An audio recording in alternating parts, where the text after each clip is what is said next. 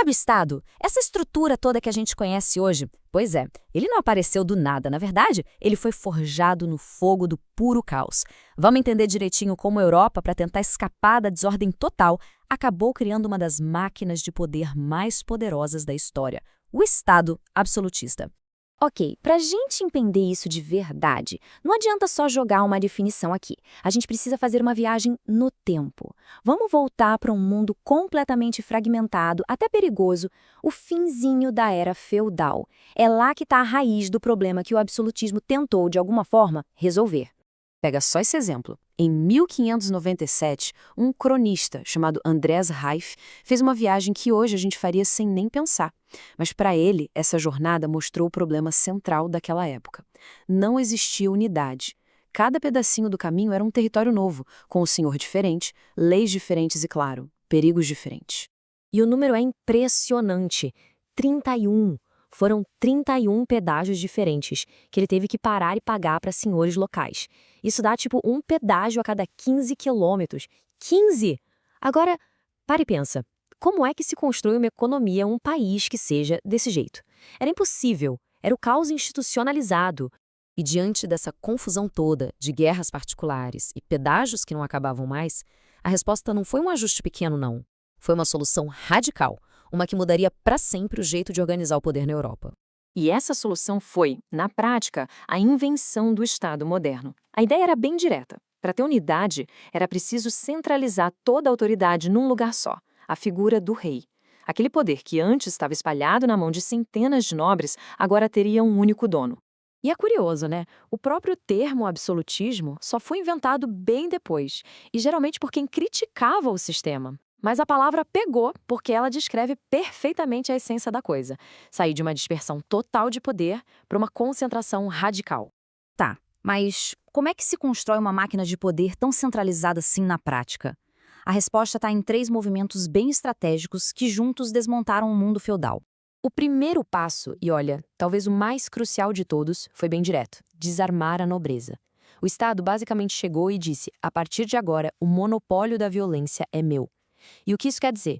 Fim das guerrinhas privadas, fim dos exércitos particulares. Daquele momento em diante, só uma entidade podia usar a força: o próprio Estado, com seu exército único e profissional. E aqui está a genialidade da estratégia. Os nobres não foram eliminados, eles foram transformados. Eles trocaram seu poder militar autônomo por cargos chiques e uma boa grana na corte. Ou seja, eles viraram parte da própria máquina que tirou o poder deles. Uma bela ironia. O segundo pilar foi unificar o território. Lembra daqueles 31 pedágios? Então, acabaram com eles. Ao derrubar essas barreiras internas, o Estado não só deixou as viagens mais fáceis, mas ele criou a base para um mercado nacional, para uma economia unificada. E, aos poucos, foi criando uma identidade coletiva, dentro de fronteiras claras. E, em terceiro lugar, o Estado criou uma máquina burocrática gigantesca para organizar e padronizar tudo de cima a baixo. E essa foi uma revolução mais silenciosa, mas igualmente poderosa. Moeda única, impostos centralizados, leis iguais para todo mundo. O Estado virou uma verdadeira máquina de administrar.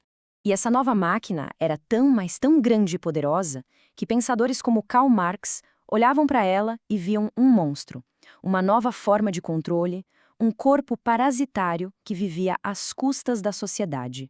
Agora, essa tomada de poder gigantesca não foi só na marra, não.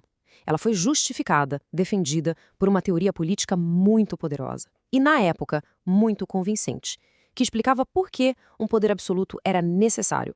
Os filósofos e pensadores daquela época olhavam em volta e o que eles viam? Caos. Cidades destruídas, mortes, guerras religiosas e civis sem fim.